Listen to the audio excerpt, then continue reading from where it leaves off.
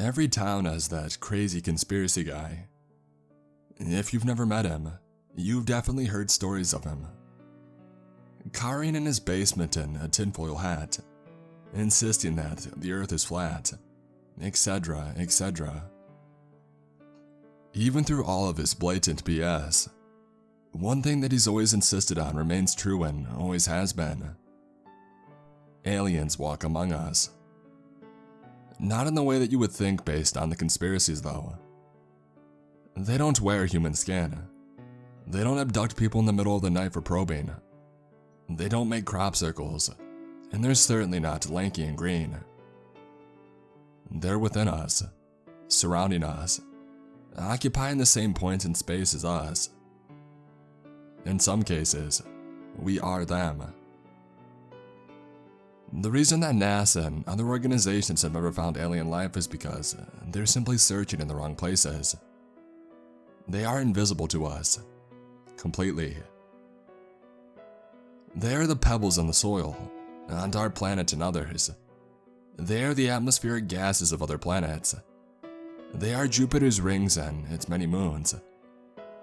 They are the particles created from nuclear fission in the cores of stars.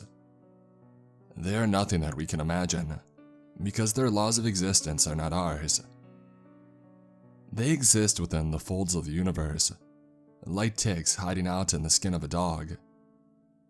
They are among us, within us even, and we are blind to it. It was my sophomore year of college and I was walking to my city's local coffee shop at around midnight, because I needed a little caffeine to help me finish my assignments, and they were open 24/7. On my way out to the shop after having made my purchase, I passed a homeless man. He had his hat out in front of him with a sign asking for money. I had paid for my coffee with a $10 bill, so I dropped my change into the man's hat. I remember the amount exactly. $7.87. He nodded at me and acknowledged the small amount of money with gratitude. I began walking and I got about 20 feet away when the man started yelling, "Where's my money? Where'd it go? Someone stole my money." I turned around to see the man frantically looking around. No one else was in sight, and there was nowhere anybody would be able to hide. I walked back over to him. "Are you alright, sir?" I asked. "You're the one that gave me the money, and look, it's gone." He showed me the inside of his hat. It was empty. I was skeptical at first, thinking that he may have pocketed it to try to get more. And then I blinked and the money was suddenly there. "What?" I sputtered. "See, it's gone," he said. I pointed at the hat, exasperated. I had just witnessed the money seemingly materialize out of thin air. None of it was missing, and it was the original amount that I had given him. $7.87. I looked back down at the hat and his eyes nearly popped out of his head. "What? It was there all along," he continued. I shrugged. "Have a good night," I said, beginning my walk back to campus. That night, I didn't even end up needing the coffee to pull an all-nighter. The thought of what happened with the money on the street kept me up all night. I just couldn't figure it out.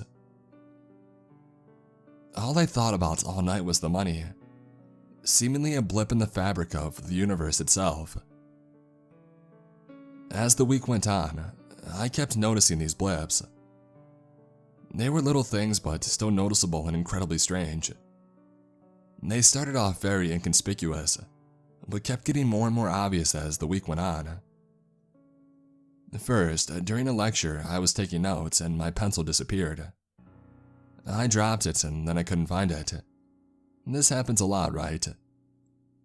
Well, later that night, I found it floating in the jug of orange juice in my fridge. While I was brushing my teeth, half of my toothbrush just blipped away, reappearing 2 seconds later. I got to the point where whole chairs would disappear from classrooms, and the people sitting in them never took notice of it. I began studying theories and such that might explain these glitches in reality. Quantum physics, theories about black holes, and even a few witchcraft forums. After hours of searching online, I hypothesized that the cause of these blips was extra-dimensional folds in our reality.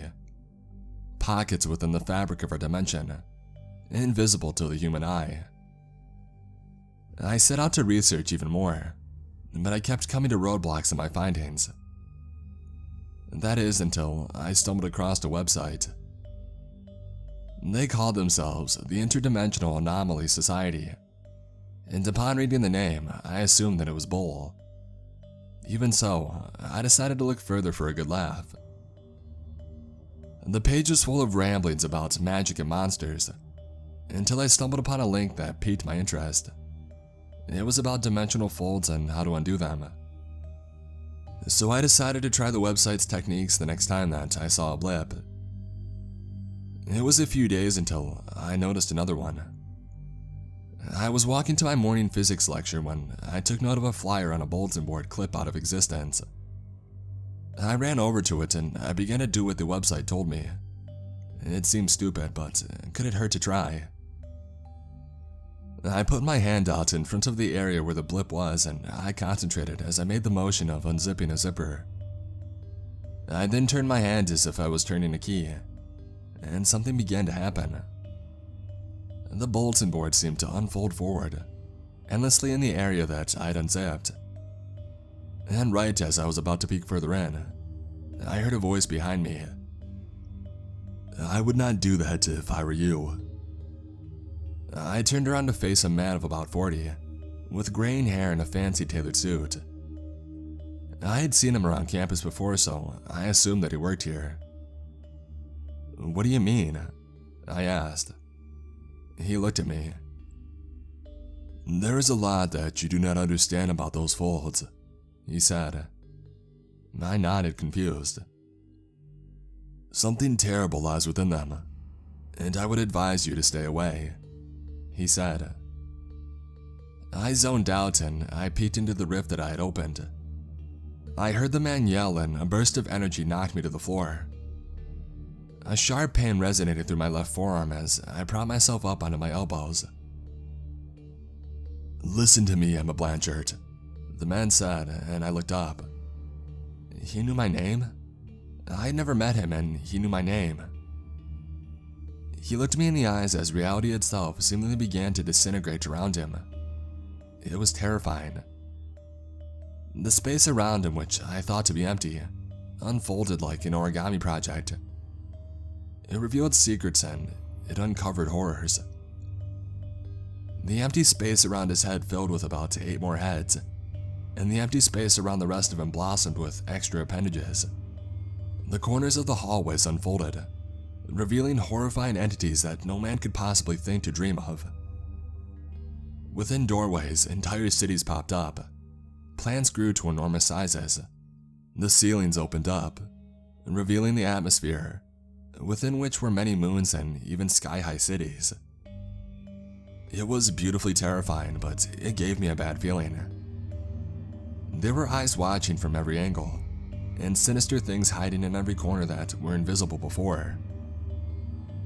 Within these few minutes, I viewed the world as one would do on a psychedelic trip. Nothing made sense and everything was weird.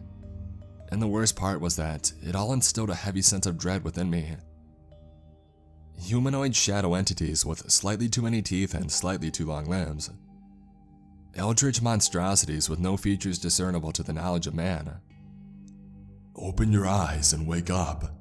Your point of view of reality is but a fraction of the truth," the man's multiple heads said. My eyes widened with fear and I could feel my entire body trembling. Suddenly, everything collapsed back in on itself and my vision faded to black. "She's waking up. Emma, can you hear me?" My eyes fluttered open and I woke up to face my roommate, Rachel Smith. "What?" I sat up and I looked around. I was in the hospital. "What happened?" I asked. I was walking to class late and I found you passed out in the middle of the hallway. You didn't look too good, so I called 911. Rachel said. You most likely collapsed from exhaustion and sprained your wrist on the way down, said the doctor in the room.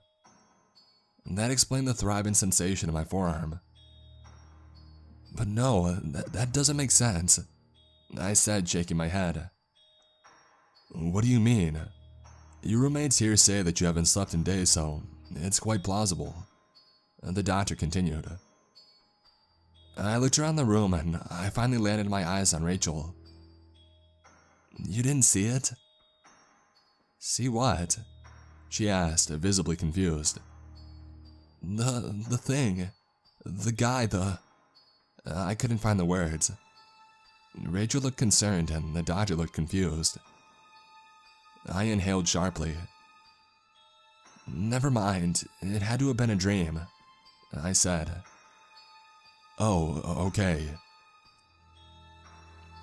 A few hours later, I was discharged and I found myself in my dorm alone as Rachel had went out.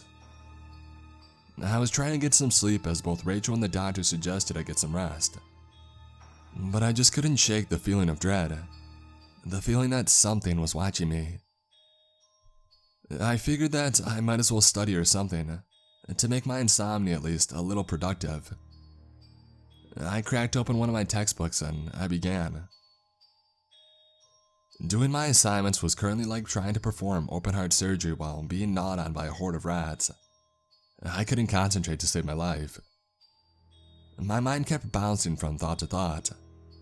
The assignment, the clock ticking, the homeless man, the assignment, the 787, the pain in my wrist, the wall, the floor, and the extra-dimensional folds, the assignment. And it kept going like that in an endless circuit, until I sat back and I heaved out a frustrated sigh. My eyes darted around the room as I sucked in a deep breath, before finally landing on my injury. I glanced at my forearm, throbbing within its brace, and I remember the words the man spoke when I tried to open that pocket. Your point of view of reality is but a fraction of the truth. The words resonated through my skull, echoing endlessly throughout. I drummed my fingers on my desk and I bounced my leg rapidly as I watched closely for blips within my room. I knew that I shouldn't try to open another fold, but the curiosity was killing me. And then I saw it. The page that I was studying from clipped out of existence. I nearly jumped from my seat, moving in closer to the desk as I thrusted my non-injured hand in. I attempted to unfold reality itself. As the fold undid itself, the textbook seemed to grow pages. Pages written in glyphs and runes that I didn't recognize. I unfolded further and discovered miniature worlds, realities folded within ours. I winced as I quickly clapped my hands together to close the rift, like the website had told me to, and reality folded itself back up. My textbook was a normal textbook. My eyes felt like they were going to pop out of my head as I pushed my chair out into the center of the room in disbelief at what I had just seen. I pinched myself, I bit my tongue. I listed off all the things in my room. I did everything I could to assure myself that this was indeed real life. I didn't wake up. I didn't snap out of anything. This was crazy. This was unbelievable. I glanced at my clock, which read at 10:33 p.m. It was pitch dark outside. Becoming aware of my own thirst, I decided to get up and grab a glass of water. As I walked to the kitchenette, I caught a glimpse of my own reflection. It looked like I hadn't slept in a week, which was probably a pretty close estimate. My close, cropped curly hair was tousled in a mess, and I had the very obvious look of exhaustion in my eyes. I looked like hell, and I needed to get some sleep. I poured myself a glass of water, and as I was about to take a sip, I heard something behind me. What did I tell you?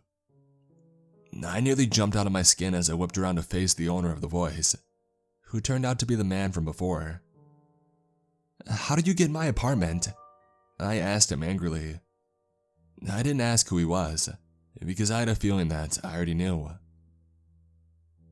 Like I said before, there is so much that you do not understand, and you will never be able to. Stop trying to undo the folds. They protect us, he said. And what does that mean?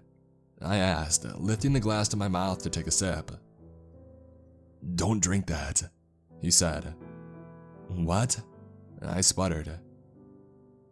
He made a few hand movements and the space within my glass unfolded, revealing a creature of some sort. I looked at the glass in disbelief. That, the man said, getting up from his chair and walking around. It's an entity that feasts on the covalent bonds within water molecules.